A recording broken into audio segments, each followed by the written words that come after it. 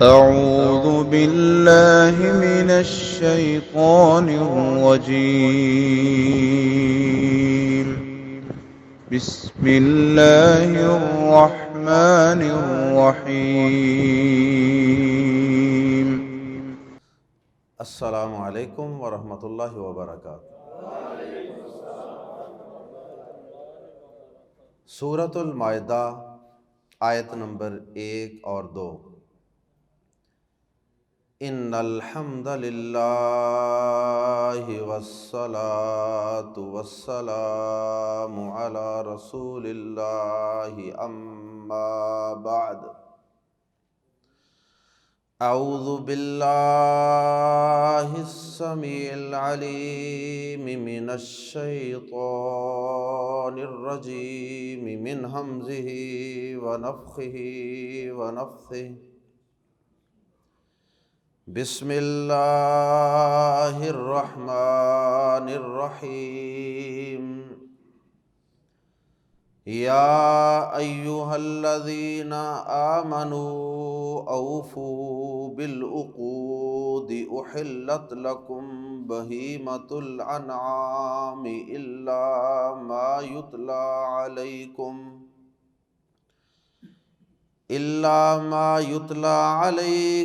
غیر محل الصید وانتم حرم ان اللہ یحکم ما یرید۔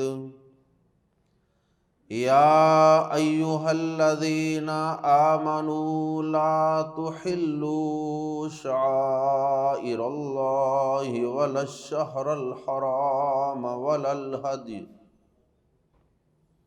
ولا القلائد ولا آمین البیت الحرام یبتغون فضلا من ربہم ورضوانا وَإِذَا حَلَلْتُمْ فَاصْطَادُوا وَلَا يَجْرِمَنَّكُمْ شَنَآنُ قَوْمٍ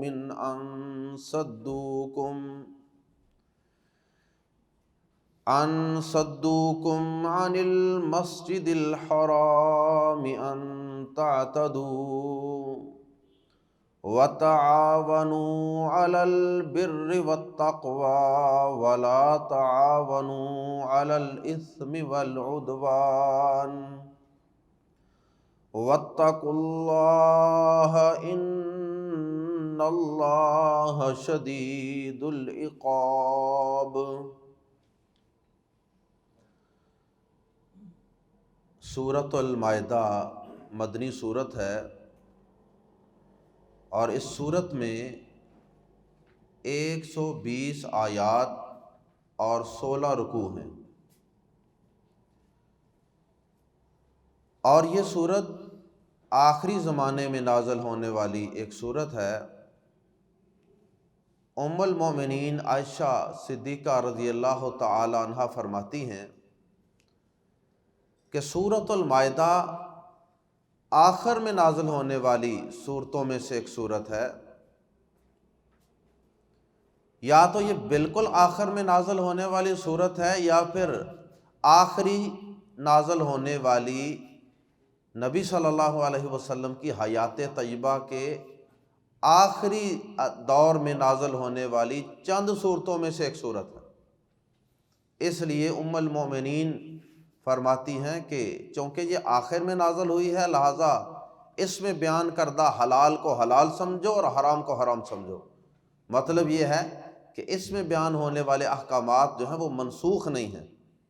ابتدائی دور کے اندر نازل ہونے والی کئی چیزیں ہیں جو منسوخ ہو گئیں بعد میں، لیکن یہ اتری ہی آخری دور میں ہے، لہٰذا اس میں منسوخ ہونے کا کوئی سوال پیدا نہیں ہوتا۔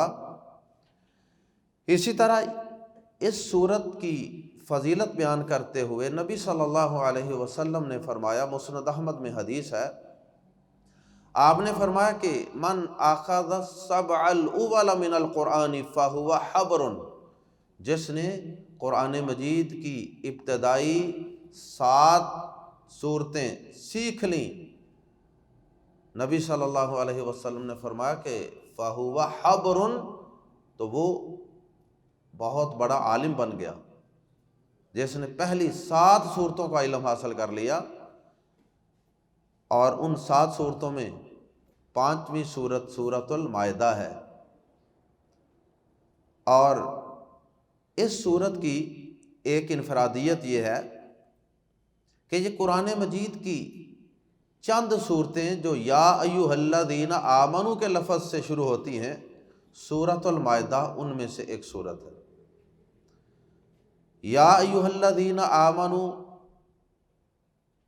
اس انداز سے صورت کا آغاز یا سورۃ المائدہ کا ہے، یا سورۃ الحجرات کا ہے، یا سورۃ الممتحنہ کا ہے، تو بہرحال اس صورت کی یہ بھی ایک انفرادیت ہے۔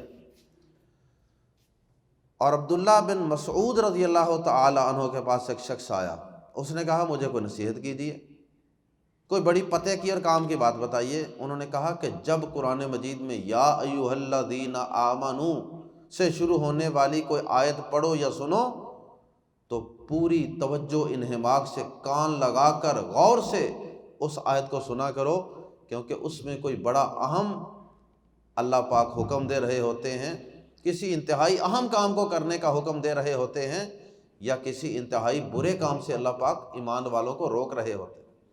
کان کھڑے کر لیا کرو جب یا ایھا الذین آمنو سے شروع ہونے والی کوئی آیت پڑھو سنو۔ آئیے قرآن مجید کے الفاظ میں ابتدائی آیات کا ترجمہ اور تفسیر پڑھتے ہیں۔ سب سے پہلی آیت کریمہ جو یا ایھا الذین آمنو سے شروع ہو رہی ہے، بلکہ 2 آیات ہم نے تلاوت کی ہیں، دونوں آیات ہی پہلی دونوں آیات ہی یا ایھا الذین آمنو کے الفاظ سے شروع ہو رہی۔ یا ایھا الذین آمنو، اے لوگو جو ایمان لائے ہو، یا کا معنی اے، اور الذین آمنو جو ایمان لائے ہو، اور ایھا مذکر کے لیے اور ایتھا مؤنث کے لیے۔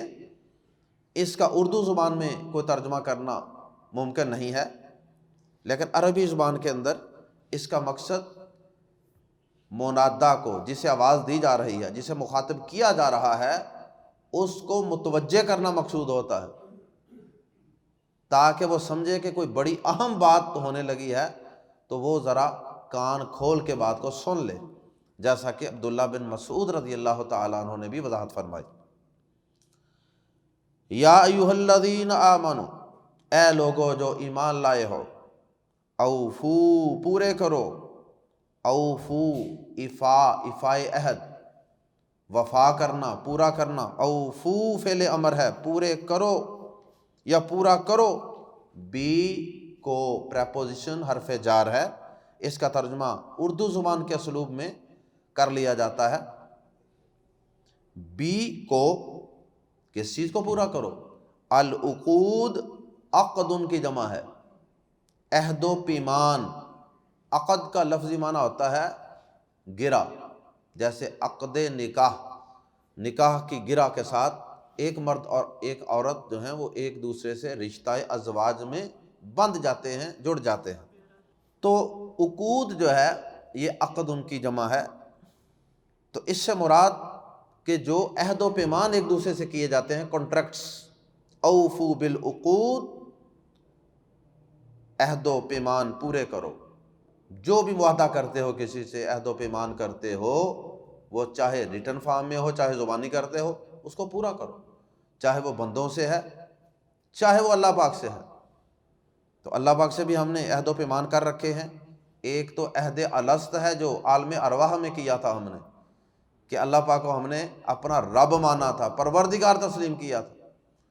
اور ایک جب ہم کلمہ طیبہ پڑھتے ہیں، کلمہ شہادت پڑھتے ہیں، اشہد ان لا الہ الا اللہ، اس وقت بھی ہم اللہ سے عہد و پیمان ہی کر رہے ہوتے ہیں۔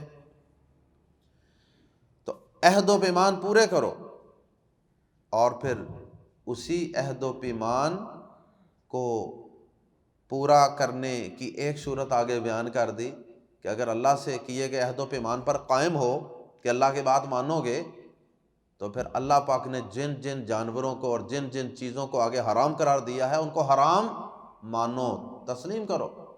فرمایا اہلت، حلال کیے گئے ہیں۔ اہلا بھی استعمال ہوتا ہے اور اہلت بھی، اہلا مذکر کے لیے اور اہلت مؤنث کے لیے، اور یہ فعل مجہول ہے۔ اہلا شروع میں پیش اور سیکنڈ لاسٹ حرف کے نیچے زیر، ہا کے نیچے زیر ہے نا، اہلا اصل لفظ اہلا ہے، اس کا آخری حرف لام ہے، تو لام سے پیچھے والے حرف ہا کے نیچے زیر ہے، شروع میں پیش اور سیکنڈ لاسٹ حرف یعنی آخری حرف سے پہلے والے حرف کے نیچے زیر ہو تو یہ علامت کس کی ہوتی ہے؟ فعل مجہول کی، پیسو وائس کی، یعنی ایسے کیا گیا۔ اہلت حلال کیے گئے ہیں، کس نے حلال کیے ہیں؟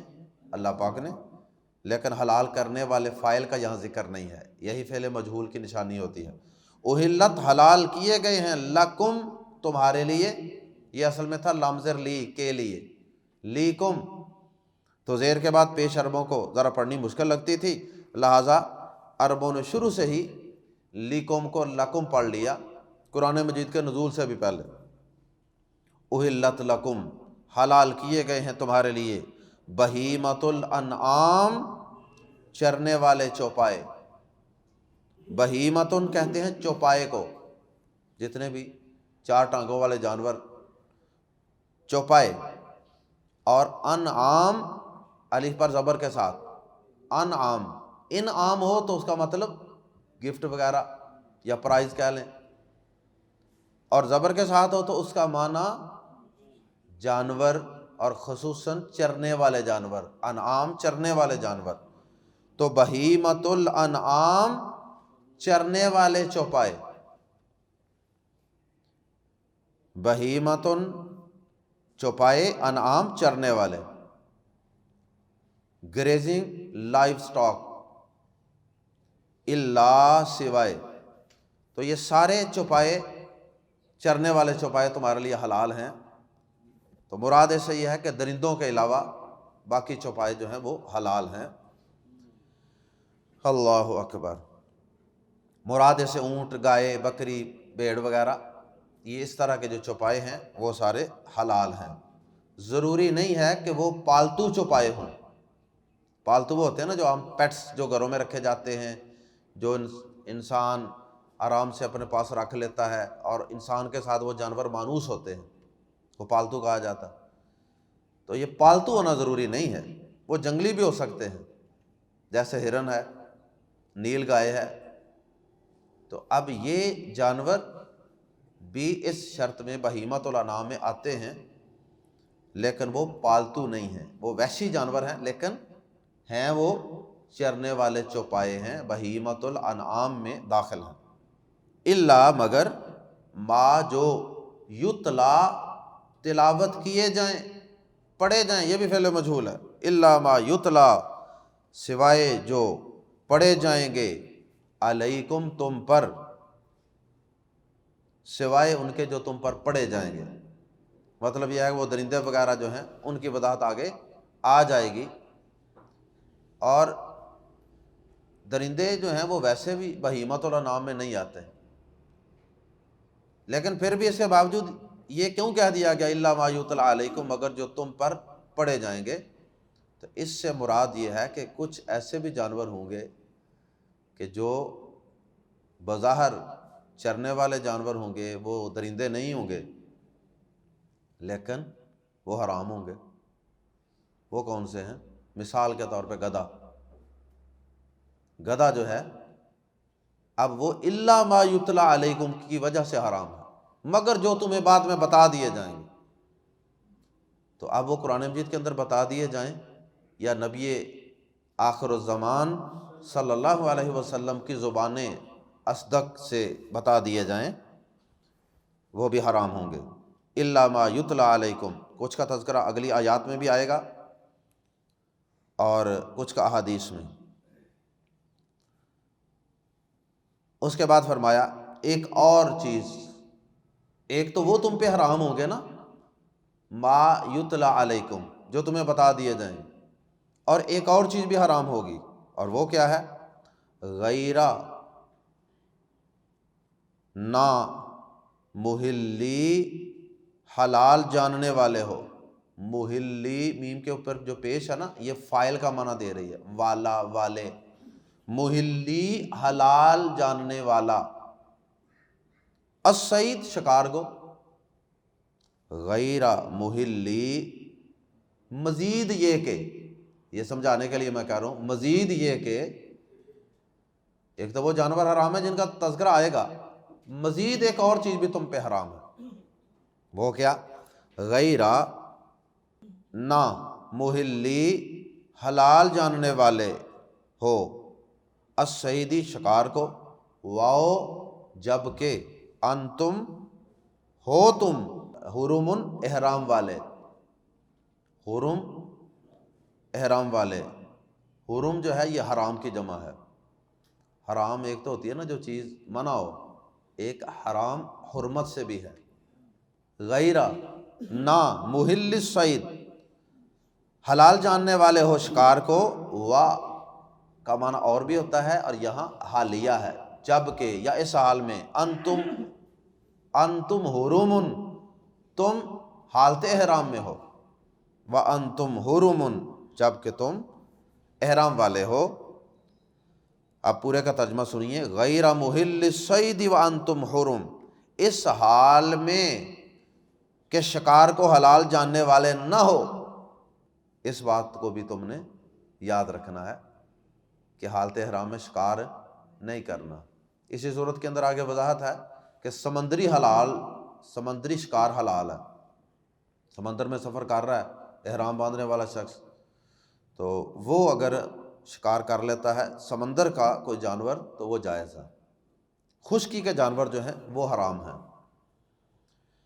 ان اللہ، بے شک اللہ، یحکم، فیصلہ فرماتا ہے، ما یرید، جو وہ چاہتا ہے۔ اگر کسی کے ذہن میں حلال و حرام کے متعلق یہ اشکال آئے کہ جی اس چیز کو حلال کیوں قرار دے دیا اللہ نے، اس چیز کو حرام کیوں قرار دے دیا اللہ پاک نے، تو اللہ پاک جو چاہتا ہے وہ فیصلہ کرتا ہے، یہ حلال و حرام کا اختیار اللہ کے پاس ہے۔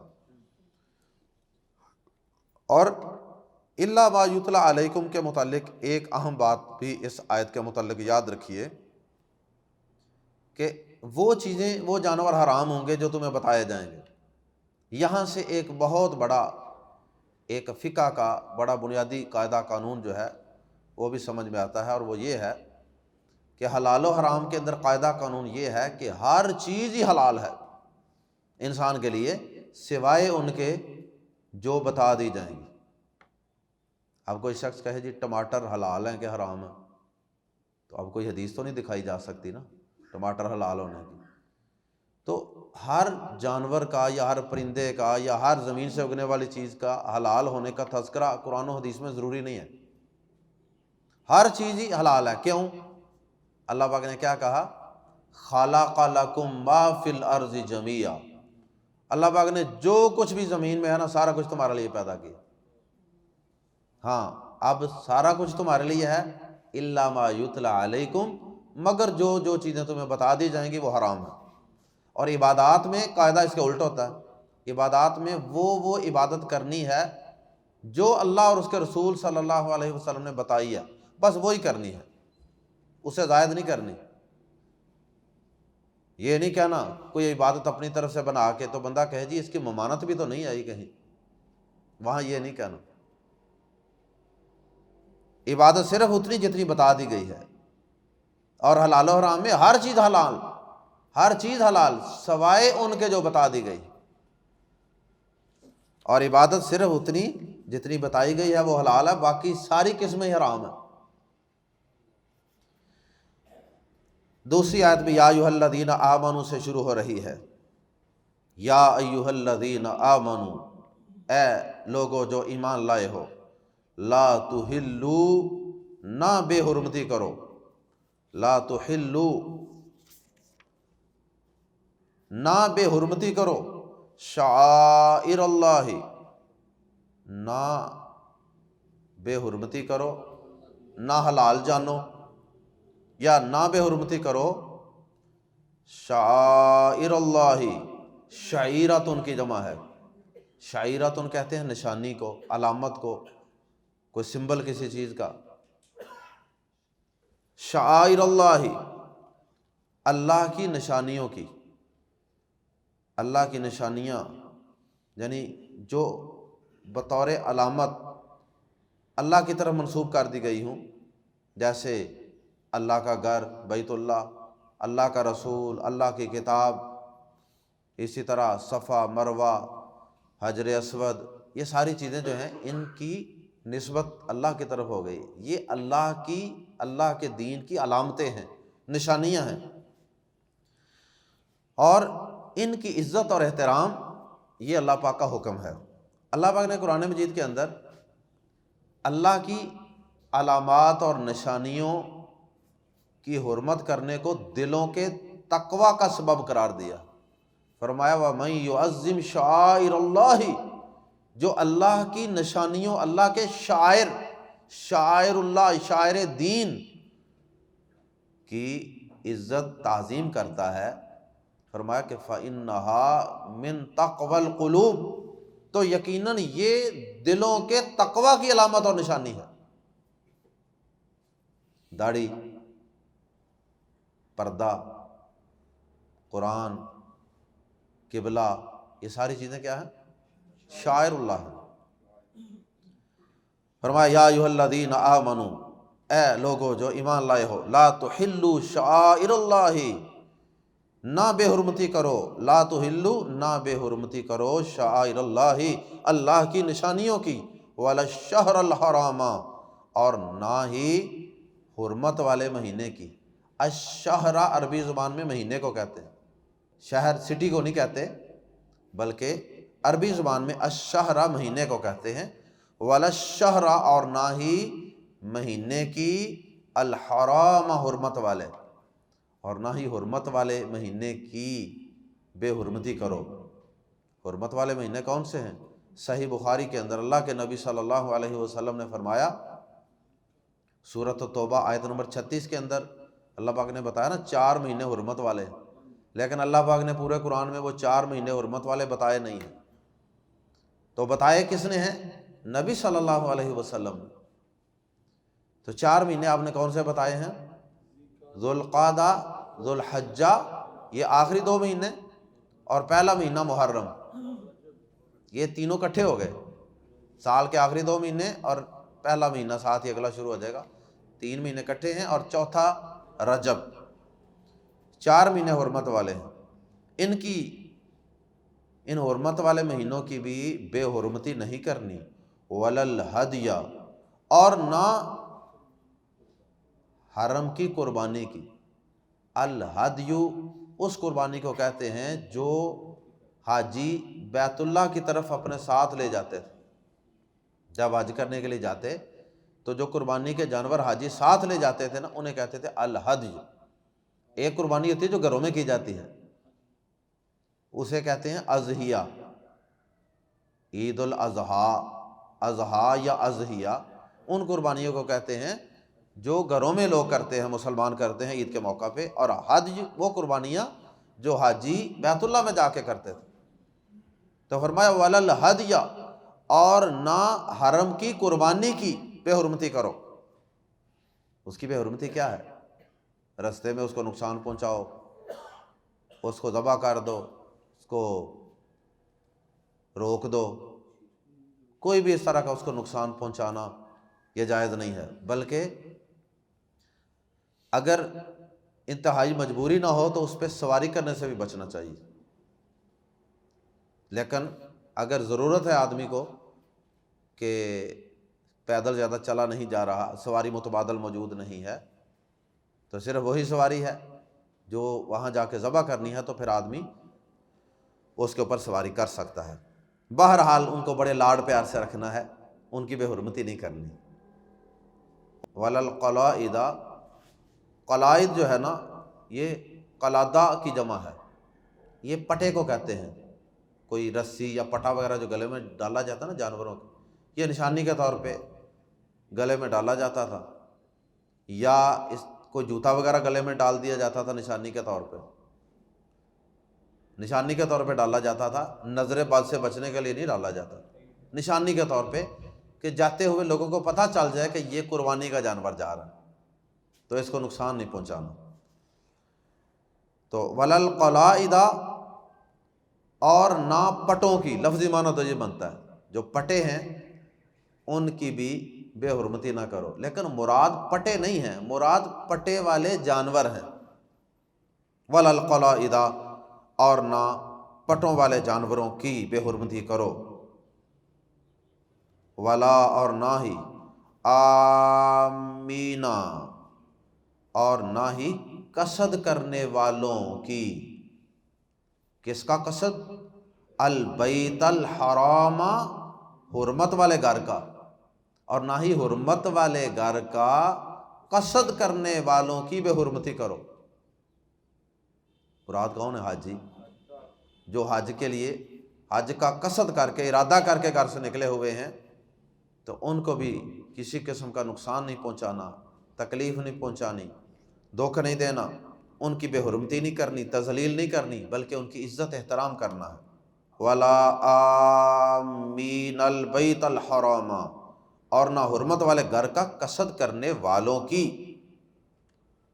اور یہاں پر ضمناً یہ بات بھی سمجھ لیں کہ اسی طرح حدود حرم کے اندر بھی کسی کو نقصان نہیں پہنچانا، چاہے وہ حاجی ہو یا غیر حاجی ہو، بلکہ حدود حرم کے اندر تو شکار کرنا بھی منع ہے۔ اور حدود حرم جو ہیں وہ حرم مکہ میں بھی ہے اور مدینہ میں بھی ہے۔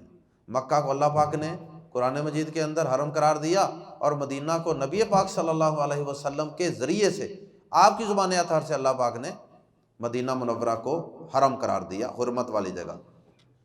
یبتغون، یہ کون سے قصد کرنے والے ہیں جن کی عزت اور احترام کرنی ہے؟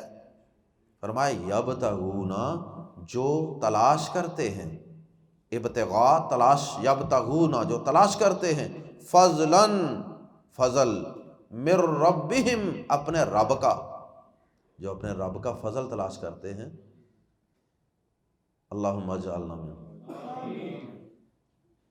ورضوانا، اور خوشنودی، جو اپنے رب کا فضل اور خوشنودی تلاش کرتے ہیں، یعنی اللہ کی رضا کی خاطر سفر کر رہے ہیں نا، اتنے لمبے سفر کر رہے ہیں، تو اللہ کی رضا کی خاطر مسجد حرام کا قصد کرنے والوں کی بھی بے حرمتی نہ کرو۔ تو یہ رضوانہ اور فضلہ، ان دونوں میں بعض نے فرق بھی کیا۔ فضلان کا لفظ قرآن مجید میں مال و دولت کمانے کے لیے بھی استعمال ہوا، جیسے سورہ جمعہ کے اندر آتا نا کہ جب جمعہ کی اذان ہو سارا کچھ چھوڑ دو، اور جب جمعہ پڑھ چکو فَإِذَا قَضَيْتُمُ الصَّلَاةَ فَانْتَشِرُوا فِي الْأَرْضِ وَابْتَغُوا مِنْ فَضْلِ اللَّهِ، اور اللہ کا فضل تلاش کرو۔ اس لیے بعض مفسرین نے کہا کہ اس سے مراد اجر و ثواب نہیں ہے فضل سے، بلکہ اس سے مراد ہے کہ اگر وہ حاجی دو مقصد لے کے جا رہا ہے، ایک تو یہ ہے کہ وہاں کوئی خرید و فروخت بھی کرے گا، امپورٹ ایکسپورٹ کا کام بھی کرے گا، کچھ سامان لے کے جا رہا ہے، کچھ وہاں سے خرید کے لائے گا، تو یہ بھی جائز ہے، جیسا کہ قرآن مجید میں دیگر مقامات پہ اس کی وضاحت بھی ہے۔ تو اصل نیت اس کی حج کی ہے، لیکن وہ کہتا ہے چلو جانا تو ہے تو ساتھ یہ کام بھی کرائیں گے، تو یہ جائز ہے۔ تو یہ حاجی جو ہے اس کے دو مقاصد ہیں، ایک کیا ہے؟ یبتغون فضلا من ربہم ورضوانا، وہ اپنے رب کا فضل یعنی مال و دولت کمانے کے لیے، ورضوانا، اور اللہ کی خوشنودی یعنی نیکیاں، یہ دونوں مقاصد ہیں۔ تو بہرحال ان کی بھی بے حرمتی نہ کرو۔ وَإِذَا حَلَلْتُمْ، اور جب تم احرام کھول دو، حللتم کا مطلب جب تم حلال ہو جاؤ۔ حلال ہونا کہتے ہیں کہ جب بندہ احرام کی پابندیوں سے نکل جاتا ہے، اس کے لیے پھر بہت سی چیزیں جو وقتی طور پہ حرام تھی وہ حلال ہو جاتی ہیں۔ وَإِذَا حَلَلْتُمْ، اور جب تم احرام کھول دو، فَاصْطَادُوا، فا تو اصطادوا تو شکار کرو، ملا کے پڑھیں گے فاصطادوا، تو شکار کرو. بظاہر یہ فعل امر ہے، جیسا لگ رہا ہے جیسے حکم دیا جا رہا ہے کہ احرام کھولنے کے بعد شکار پہ نکل جاؤ. یہ حکم جو ہے یہ حکم بیان جواز کے لیے ہے، صرف یہ بتایا جا رہا ہے کہ وہ جو پابندی تھی وہ ختم ہو چکی ہے، کیونکہ احرام باندھنے سے پہلے بھی شکار کرنا فرض نہیں تھا، تو احرام کھولنے کے بعد کس طرح فرض ہو سکتا ہے. بالکل اسی طرح جس طرح سورہ جمعہ کی آیت ابھی ہم نے پڑھی ہے کہ جب جمعہ سے فارغ ہو جاؤ تو کیا کرو، فانتشروا فی الارض وابتغوا من فضل اللہ، زمین میں پھیل جاؤ اور اللہ کا فضل تلاش کرو. تو وہاں بھی اللہ نے کوئی اس کو بطور فرضیت کے حکم نہیں دیا کہ جمعے کے بعد ضرور ہی کاروبار کرنا ہے، نہیں، وہاں بھی بیان جواز کے لیے، کیونکہ وقتی طور پہ وہ چیز بند کی گئی تھی، بین کی گئی تھی، تو جمعہ کے بعد اس بین کو کھول دیا گیا. ورنہ تو جمعے کی نماز سے پہلے بھی کاروبار کے لیے نکلنا کوئی فرض نہیں تھا ہر ایک کے لیے. وَلَا يَجْرِمَنَّكُمْ، اور عدل و انصاف ہر حالت میں واجب اور فرض ہے اس کا حکم. وَلَا يَجْرِمَنَّكُمْ، اور ہرگز نہ مجرم بنائے تمہیں. لا یجرمن، یجرمن کے آخر میں جو نون مشدد ہے نا، شد والا، اس کی وجہ سے نفی کے اندر زور پیدا ہو گیا. لا یجرمن، ہرگز نہ مجرم بنائے کم تمہیں، شانآن دشمنی، قومن کسی قوم کی، ان کے صدو تم رک جاؤ، ان صدو کہ انہوں نے روکا، کم تمہیں، ان المسجد الحرامی، مسجد حرام سے، اس وجہ سے کہ انہوں نے تمہیں مسجد حرام سے روکا، اس وجہ سے اس قوم کی دشمنی تو پیدا ہوئی ہوگی نا تمہارے دل میں. مسجد حرام میں جانے سے روکتے تھے نا کافر مسلمانوں کو، عمرہ بھی نہیں کرنے دیا تھا، رستے میں روک دیا تھا، واپس بھیج دیا. فرمایا اس وجہ سے کہ انہوں نے تمہیں مسجد حرام سے روکا ہے، اس بنا پہ ان کی دشمنی تمہیں مجرم نہ بنا دے. کس چیز کا مجرم؟ ان کے تعتدو، تم حد سے بڑھ جاؤ. اس وجہ سے یہ جرم نہیں کرنا کہ جی چونکہ انہوں نے ہمیں ایک دفعہ روکا تھا مسجد حرام میں جانے سے، تو اس وجہ سے اب ہم نے ہر کام میں ان سے زیادتی کرنی ہے. نہیں، اللہ پاک کو یہ زیادتی پسند نہیں ہے. ان اللہ لا یحب المعتدین، اللہ زیادتی کرنے والوں کو پسند نہیں کرتا. بدلہ بھی اتنا کوئی لینا ہے جتنا کسی نے زیادتی کی ہے آپ پہ. تو مطلب اس کا یہ ہے کہ دشمن کے معاملے میں بھی عدل و انصاف کا دامن چھوڑنا نہیں ہے. دشمنی میں بھی انصاف ہی کرنا، زیادتی نہیں کرنی، نا انصافی نہیں کرنی. یہ نہیں کہ اب ان کو تم حرم کے اندر تنگ کرنا شروع کر دو، ستانا شروع کر دو، اب ان کو بھی حرم سے نکالنا شروع کر دو، یا کوئی ایسا کام، تو تم نے ایسی زیادتی نہیں کرنی. وَتَعَاوَنُوا، ایک انتہائی اہم اصول معاشرتی اصلاح کے لیے بیان کر دیا، اور برائی کے سد باب کے لیے، برائی کو روکنے کے لیے اور نیکی کی ترویج کے لیے ایک زبردست اصول اللہ پاک نے بیان کر دیا.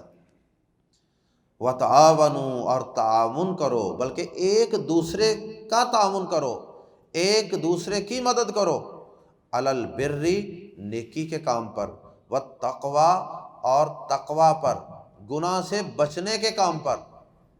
بر کا مطلب ہوتا ہے نیک کام کرنا، اور تقوی کا معنی ہوتا ہے برائی سے بچنا.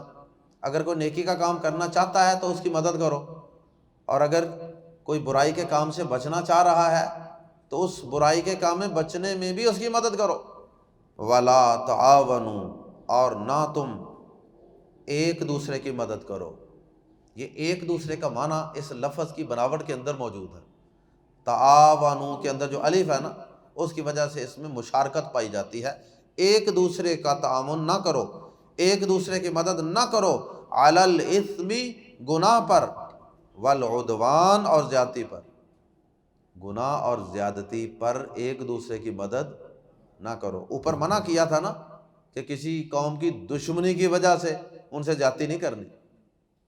اور اب یہاں کیا کہا جا رہا ہے کہ نیکی اور تقوی کے کام میں ایک دوسرے کی مدد، اور گناہ اور زیادتی کے کام میں ایک دوسرے کی مدد نہیں کرنی. مثلا کوئی شخص دوسرے پر زیادتی کر رہا ہے تو وہ آپ کو کہتا ہے کہ آپ بھی میرا ساتھ دو، آؤ میرے ساتھ، تو آپ نے کہنا نا بھائی یہ زیادتی کا کام ہے، یہ گناہ کا کام ہے، میں نہیں آپ کا ساتھ دوں گا.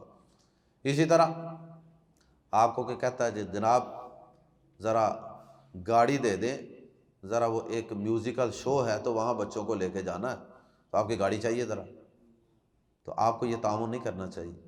بھائی یہ برائی کے کام کے لیے میری گاڑی موجود نہیں ہے، معذرت. آپ کی حویلی ہے، آپ کا پلاٹ ہے، آپ کی کوئی جگہ ہے، تو وہاں وہ کوئی کنجر خانہ کرنا چاہتا ہے آپ کا ہمسایہ، تو آپ معذرت کر لیں کہ نہیں بھائی معذرت.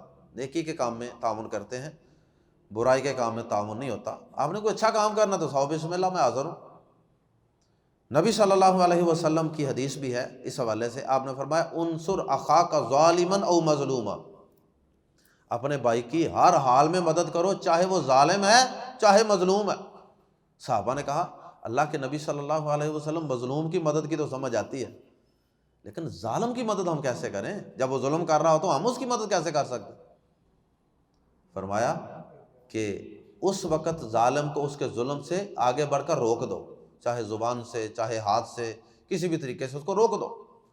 تو یہی اس ظالم کی مدد کرنا ہے. واتقوا اللہ، اور اللہ سے ڈر جاؤ، اللہ سے ڈر جاؤ. ان اللہ، بے شک اللہ. اچھا اسی طرح یہ جو دکان ہے مکان ہے کرائے پہ دیتے ہیں، اگر آپ کو پتہ ہے کہ میری دکان یہ بندہ اس لیے کرائے پہ لے رہا ہے، اس نے یہاں پہ کوئی برائی کا اڈا کھولنا، تو تعاون کرنا چاہیے؟ تعاون نہیں کرنا چاہیے.